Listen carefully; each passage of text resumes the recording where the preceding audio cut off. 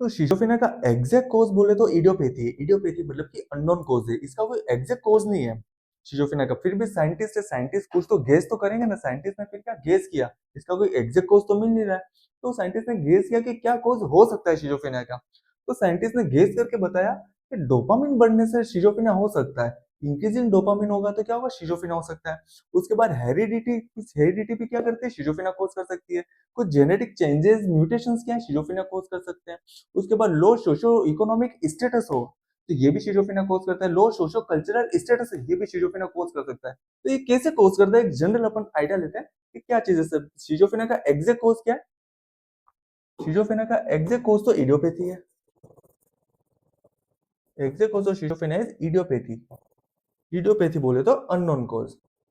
Unknown cause है मतलब कि कोई एग्जैक्ट कॉज तो अपन को पता नहीं है। फिर भी साइंटिस्ट ने क्या किया हुआ है, गेस किया हुआ है। तो साइंटिस्ट ने क्या गेस किया है, पहला अगर अपन देखें, साइंटिस्ट ने गेस किया, पहला अपन देखते हैं इंक्रीजिंग डोपामिन।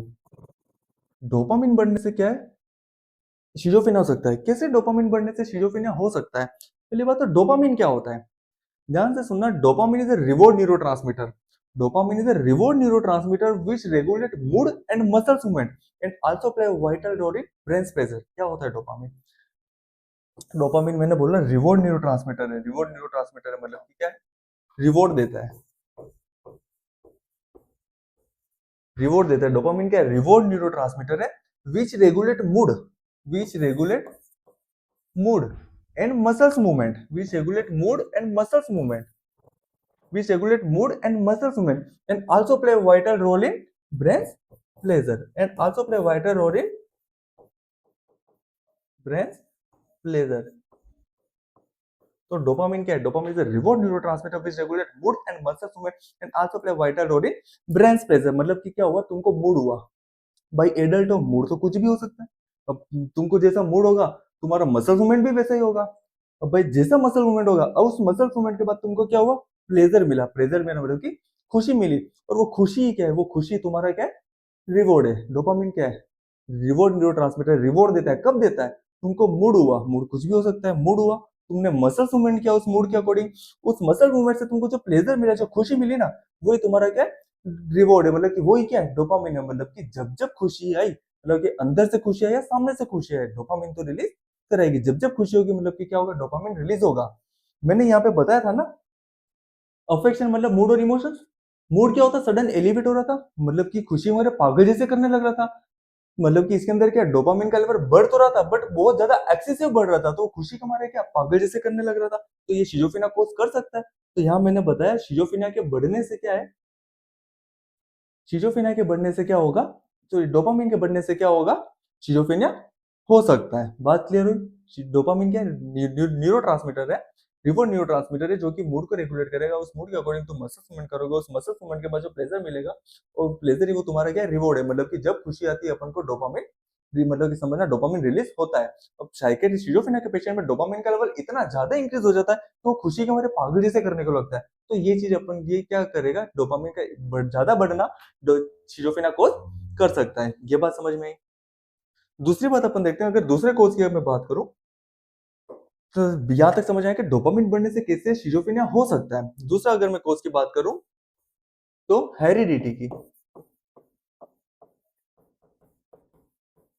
हेरिडिटी मतलब कि अगर पेरेंट्स में किसी को शिजोफ्रेनिया है, पेरेंट्स से मेल या फीमेल किसी को भी शिजोफ्रेनिया है, तो चांसेस हैं कि भाई आने वाली जो जनरेशन होगी वहां पे भी क्या होगा, उसको शिजोफ्रेनिया होने के चांसेस हैं। तो शिजोफ्रेनिया सबसे ज्यादा हेरिडिटरी होता किसके अंदर है, जो मोनोजाइगोटिक ट्विन है। मोनोजाइगोटिक मतलब कि एक जाइगोट से जो ट्विन्स हुए हैं, उसको अपन क्या बोल रहे हैं, उसके अंदर क्या शिजोफ्रेनिया होने के सबसे ज्यादा चांसेस हैं। तो हेरिडिटरी भी क्या कर रही है, शिजोफ्रेनिया कोज कर सकती है। तीसरे अगर मैं कोज की बात करूं, तो जेनेटिक चेंजेस, जेनेटिक चेंजेस या म्यूटेशंस, ये भी क्या कर सकता है, शिजोफ्रेनिया कोज कर सकता है। चौथे की अगर मैं बात करूं, चौथा मैंने बोला कि low IQ level easily suffer from schizophrenia. जिसका आईक्यू लेवल लो है ना, वो बहुत ज्यादा इजीली शिजोफ्रेनिया से सफर हो जाता है। तो कैसे आईक्यू लेवल लो ना शिजोफ्रेनिया को सफर कर सकता है, जस्ट एन एग्जांपल समझना। ये दो चीज होती है, एक आईक्यू होता है और एक ईक्यू होता है। आईक्यू बोले तो इंटेलिजेंट क्वेश्चन, और ईक्यू बोले तो इमोशनल क्वेश्चन। ये आईक्यू है और ये ईक्यू है, ये आईक्यू और ये ईक्यू है, ठीक है। जस्ट इन क्लास से कोई एक बंदा है, एक बंदा फर्स्ट दिन कॉलेज में एडमिशन लिया, क्लास में गया, और उसको क्लास में जाके भाई लड़कियां भी है क्लास में, तो उसको एक लड़की अच्छी लगी भाई, तो वो लड़की को देखता रहा तो घर पे आके सोचता भी रहा। फिर एक दिन क्या किया, उस लड़की ने उसके सामने स्माइल कर ली। अब उसको क्या हुआ, पूरी रात नींद नहीं आई कि भाई लड़की ने सामने से स्माइल कर लिया भाई। ठीक है भाई। अब उसका क्या मन करेगा, उसका ईक्यू धीरे धीरे हाई हो रहा है, ये ईक्यू है, इमोशनल क्वेश्चन है, ये आईक्यू है। वो पढ़ने में वैसे होशियार है, बट उसका क्या इमोशनल क्वेश्चन हाई हो रहा है। ठीक है, उसको लगेगा कि नहीं मैं लड़की से बात करूं। उसने धीरे धीरे क्या किया, लड़की से बात करना स्टार्ट किया। थोड़ा सा समय बीतता गया, वो दोनों क्या, लड़का लड़की दोनों रिलेशनशिप में आ गए। अब उसका ईक्यू क्या, इमोशनल क्वेश्चन बिल्कुल हाई है। पूरे साल उसने क्या किया, उस लड़की के साथ रहा, घुमा फिरा, सब अच्छे से किया। ठीक है भाई, साल भर साथ रहा, उसका आईक्यू बिल्कुल पीक पे है। बीच में ये आईक्यू बोल रहा था कि भाई पढ़ ले, फेल हो जाएगा, लड़की निकल जाएगी तो फेल हो जाएगा, बट फिर भी उसने क्या किया, उसका ईक्यू जो था, इमोशनल क्वेश्चन था, वो बिल्कुल पीक पे था। उसने पढ़ा ही नहीं, नहीं सुना। ठीक है, लड़की के साथ रहा, घुमा फिरा, लड़की तो पढ़ रही थी बट वो नहीं पढ़ा। ठीक है, घूमता रहा, तो लड़के तो ऐसे ही होते हैं भाई। भाई घुमा फिरा, पूरे साल उसने क्या किया, मजे किए। लास्ट में जब एग्जाम आए तो लड़की पास हो गई बट लड़का फेल हो गया। अब आईक्यू धीरे से आके बोलता है, मैंने बोला था ना पढ़ ले। मतलब कि उस लड़के ने क्या किया, उसके आईक्यू और ईक्यू को बैलेंस नहीं किया। जब अपन आईक्यू और ईक्यू को बैलेंस नहीं करते हैं, उसकी वजह से क्या, वो फेल हुआ, और जब फेल हुआ तो क्या हो गया, वो मेंटल इलनेस कॉज हुई। जब फेल हुआ तो डिप्रेशन में आएगा, दिक्कत करेगा, सब पास हो गए, मैं अकेला फेल हुआ। तो ये चीज क्या होगी, स्ट्रेस होगा, मेंटल इलनेस होगी, और धीरे धीरे डिप्रेशन में जाएगा, और धीरे धीरे ये चीज बढ़ती बढ़ती क्या, शिजोफ्रेनिया भी हो सकती है। तो आईक्यू और ईक्यू को बैलेंस करके चलना लाइफ में बहुत ज्यादा जरूरी है। जब अगर आईक्यू और ईक्यू को बैलेंस नहीं करते हैं तो ये चीज क्या, मेंटल इलनेस कॉज कर सकती है। तो इसलिए बोला कि जिसका आईक्यू लेवल लो है वो इजिली सफर हो सकता है शिजोफ्रेनिया से। यहां तक बात समझे। चौथा पांचवा कॉज अपन देखते हैं, लो सोशो इकोनॉमिक स्टेटस। जिसका लो सोशियो इकोनॉमिक स्टेटस, सोशो मतलब सोसाइटी से रिलेटेड है, और इकोनॉमी मतलब कि पैसे से। जिसके पास पैसा नहीं उसको कोई घाटता है क्या, नहीं घाटता ना। जिसके पास पैसा नहीं उसको कोई रखेगा ही नहीं, घटेगा ही नहीं।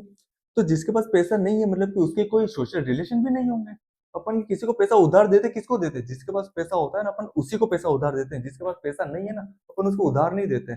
क्यों, क्योंकि पता है रिटर्न आना ही नहीं है। तो जिसके पास पैसा नहीं है, जिसके पास इकोनॉमी नहीं है ना, उसके सोशल रिलेशन भी नहीं है। और जब उसके सोशल रिलेशन नहीं है मतलब कि वो सोशली आइसोलेटेड है, अपने आप को आइसोलेटेड फील करेगा। और जब भी पेशेंट सोशली आइसोलेटेड फील करेगा तो तीन टाइप के कैरेक्टरिस्टिक्स अपन को देखने को मिलते हैं, हेल्पलेसनेस, होपलेसनेस और वर्थलेसनेस। हेल्पलेसनेस मतलब कि जब इंसान के पास पैसा नहीं है, वो सोशली आइसोलेटेड है, उसको लगेगा हेल्पलेसनेस मतलब कि मेरी कोई हेल्प कर ही नहीं सकता। होपलेसनेस बिल्कुल निराशा हो जाएगा कि भाई निराश बैठा रहेगा। और उसके बाद वर्थलेसनेस, उसको लगेगा कि मैं किसी के काबिल ही नहीं हूँ, मैं लायक ही नहीं हूँ, ऐसा उसको लगने लगेगा। और जब ये जो सोशल आइसोलेशन है, जो लोनलीनेस है, ये धीरे धीरे क्या डिप्रेशन में लाती है, धीरे धीरे क्या मेंटल इलनेस को करती है। तो जिसका लो सोशो इकोनॉमिक स्टेटस, जिसके पास पैसा नहीं है, उसके पास सोशल रिलेशन नहीं है, जिसके पास सोशल रिलेशन नहीं है मतलब कि वो सोशली आइसोलेटेड है, वो सोशली आइसोलेटेड है मतलब कि वो फील करेगा हेल्पलेसनेस, होपलेसनेस और वर्थलेसनेस क्या करेगा, फील करेगा। और ये चीज उसको धीरे धीरे क्या है, मेंटली इल करती रहेगी, और धीरे धीरे शिजोफ्रेनिया तक ले जाएगी इस चीज को। तो लो सोशो इकोनॉमिक स्टेटस भी क्या है, मेंटल इलनेस कोज कर सकता है, मतलब कि शिजोफ्रेनिया कोज कर सकता है। उसके बाद अपन छठा देखते हैं, लो कल्चरल स्टेटस। लो कल्चरल स्टेटस जैसे कि कोई एक सोसाइटी, एक चीज है, ठीक है, एक मोहल्ला है बोल सकते हैं, या फिर एक स्ट्रीट है, ठीक है, जहाँ पे बहुत अलग अलग तरीके के कल्चर के लोग रहते हैं। ठीक है, जहाँ पे अलग अलग कल्चर के, जो भी कल्चर डोमिनेट है, जिस कल्चर के लोग ज्यादा हैं, वो उसके कम कल्चर के लोगों को क्या करेंगे, डोमिनेट करेंगे। मतलब कि एक हायर कल्चर उस लोअर कल्चर को क्या करेगा, डोमिनेट करेगा। जैसे कि बंगाल में किसी हिंदू को जला लिया, ठीक है, तो क्या क्या वहां पे एक कल्चर की डोमिनेंसी बहुत ज्यादा थी, जिसने क्या किया, दूसरे कल्चर को क्या किया, डोमिनेट किया और उसको सप्रेस किया। अब जब किसी को जला लिया तो क्या करेगा, मेंटल इलनेस कॉज करेगा। उस किसी को जिंदा जला दिया वहां पे, तो वो क्या चीज है, मेंटल इलनेस कॉज कर रही है। मतलब कि हायर कल्चर ने लोअर कल्चर को डोमिनेट किया, डोमिनेट करके उस पर क्या हुआ, मेंटल इलनेस कॉज किया। तो मतलब कि लो कल्चरल स्टेटस, जिसका कल्चरल स्टेटस लो है, ये भी क्या करेगा, मेंटल इलनेस कोस कर सकता है। अपन जिस चीज को, अपन जैसे कि बहुत लोग ज्यादा है, कोई बंदा लड़ाई करेगा, कब लड़ाई करता है, जब उसके पास बहुत सारे लोग हैं, और सामने एक बंदा है तो ही लड़ाई करेगा ना।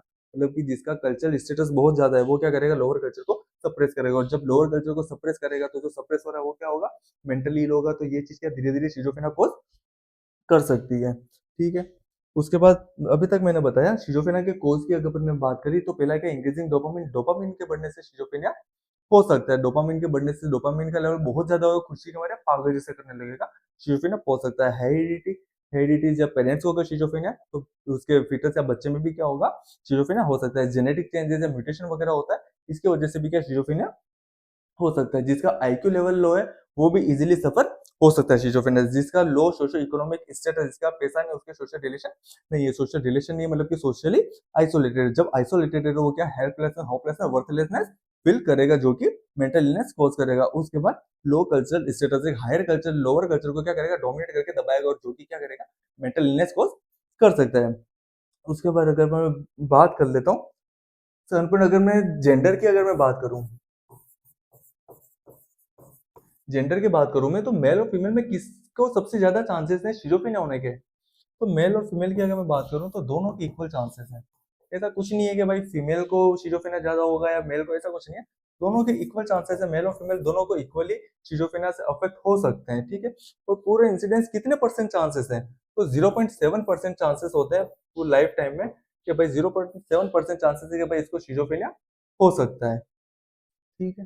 तो ये चीज अपन ने देखा, कॉजेस की बात करी, यहाँ तक बात समझ में आई। तो अभी तक अपन ने शिजोफ्रेनिया किसने दिया है, यूजियन ब्लूले ने दिया है। कब दिया है, 1908 में दिया है। शिजो मतलब होता है स्पिरिट, फ्रेनिक मतलब होता है माइंड हो गया, माइंड में क्या होगी, दरार होगी, मतलब कि abnormal psychological and behavioural changes आ चुके हैं। ये बात समझ गए। बिहेवियर, अफेक्शन और थॉट, मूड और इमोशन किस पे डिपेंड करते हैं, परसेप्शन पे डिपेंड करते हैं। परसेप्शन का सीधा सा मतलब समझना होता है किस तरीके से अपन चीजों को परसीव करें। जैसा परसेप्शन होगा वैसे अपने थॉट्स होंगे, जो चीज दिमाग में चलती रहेगी वैसे इमोशंस आएंगे, जैसे इमोशंस आएंगे वैसा ही अपना मूड होगा, और जैसा अपना मूड होगा और अपना एक्शन, अपना बिहेवियर भी वैसा ही होगा। अच्छे परसेप्शन होगा तो अच्छे थॉट्स आएंगे, अच्छे थॉट्स आएंगे तो अच्छे इमोशंस तो अच्छा मूड तो अच्छा एक्शन, अच्छा बिहेवियर होगा। तो शिजोफ्रेनिया में हो क्या रहा है, शिजोफ्रेनिया में बिहेवियर, अफेक्शन और थॉट में क्या हो रहा है, इंपेयरमेंट हो रहा है। तो शिजोफ्रेनिया क्या है, schizophrenia according to American psychiatric association, schizophrenia is a group of psychotic disorder है, या फिर सिंड्रोम, कुछ भी बोलो एक ही बात है। कैरेक्टराइज इम्पेयरमेंट हो रहा है, बेड के अंदर क्या हो रहा है, इम्पेयरमेंट हो रहा है, मतलब कि बिहेवियर, अफेक्शन, थॉट के अंदर खराबी हो रही है। मैंने बोला बिहेवियर, अफेक्शन और थॉट के अंदर खराबी हो रही है, तो किस टाइप की खराबी हो रही है, बिहेवियर में क्या हो रहा है, एबनॉर्मल बिहेवियर हो रहा है। एबनॉर्मल बिहेवियर को साइकेट्रिक लैंग्वेज में अपन ने बिजार बिहेवियर बोला है। जब भी बिजार बिहेवियर वर्ड आएगा तो चार टाइप के कैरेक्टरिस्टिक्स आएंगे, एमलेस, पर्पसलेस, वंडरिंग करेगा, वोलेंस बिहेव करेगा, ग्रामेस फेस करेगा, और एग्जीबिशन ऑफ सेक्स ऑर्गन करेगा। अफेक्शन की बात करें, अफेक्शन बोले तो मूड और इमोशन। मूड क्या होता है, सडन एलिवेट हो जाता है, मतलब कि खुशी वगैरह पागल से करने लगता है, या फिर सडन डाउन हो जाएगा, इट मींस डिप्रेशन की तरह देखने को मिलेगा। Emotions, emotions is not proper according to the situation, situation के अकॉर्डिंग इमोशन प्रॉपर नहीं होते हैं। उसके बाद थॉट, थॉट में थॉट विड्रोवल, मेरे थॉट्स को निकाल रहा है, थॉट इंसर्शन, मेरे अंदर कोई थॉट डाल रहा है, थॉट ब्रॉडकास्टिंग, मेरा थॉट टीवी पे कैसे आ गया, ये चीज अपन को कुछ डिस्टर्बेंस, अपन को इंपेयरमेंट देखने को मिलते हैं। ये चीज देखा अपन ने। उसके बाद शिजोफ्रेनिया मेनली किसको अफेक्ट कर रहा है, कॉग्निटिव एबिलिटी को अफेक्ट कर रहा है। बिहेवियर, अफेक्शन, थॉट में से किसको, थॉट को अफेक्ट कर रहा है। कॉग्निटिव एबिलिटी मतलब कि सोचने समझने की शक्ति, इस चीज को अफेक्ट कर रहा है ज्यादा। उसके बाद अपने कोजेस की बात करें, एग्जैक्ट कोज बोले तो शिजोफ्रेनिया क्या इडियोपैथी है, कोई एग्जैक्ट कोज है नहीं, बट साइंटिस्ट ने क्या किया हुआ, गेस किया हुआ है। तो क्या गेस किया है, पहला इंक्रीजिंग डोपामिन, डोपामिन के बढ़ने से शिजोफ्रेनिया हो सकता है। दूसरा हेरिडिटी है, तीसरा जेनेटिक चेंजेस है, चौथा लो आईक्यू लेवल, इजीली सफर हो जाएगा शिजोफ्रेनिया से, पांचवा लो सोशो इकोनॉमिक स्टेटस, और छठा लो कल्चरल स्टेटस क्या करेगा, शिजोफ्रेनिया कोज कर सकता है। और जेंडर की बात करें तो मेल और फीमेल इक्वली अफेक्ट होता है। और इंसिडेंस की बात करें 0.7% पूरी लाइफ में चांसेस होते हैं इंसान को कि भाई इसको 0.7% चांसेस है कि इसको शिजोफ्रेनिया हो सकता है। यहाँ तक चीजें समझ में आई। तो अभी तक अपन ने देखा शिजोफ्रेनिया क्या होता है, किसने दिया वो देखा, क्या होता है, कैसे चेंजेस आते हैं, क्या चेंजेस आते हैं, उसके बाद अपन ने कोर्स देखे। अब इसके बाद अपन स्टार्ट करते हैं क्लिनिकल फीचर्स की, अपन स्टार्ट करते हैं। एक बार क्लिनिकल फीचर्स में अपन देखेंगे क्या क्या सिम्टम्स आते हैं, उसके बाद अपन टाइप्स में जाएंगे, ताकि टाइप में जो भी टर्मिनोलॉजीज आएगी वो चीज अपन को पता पड़ेगी। तो फर्स्ट अपन देखते हैं क्लिनिकल फीचर्स की, अपन बात करते हैं।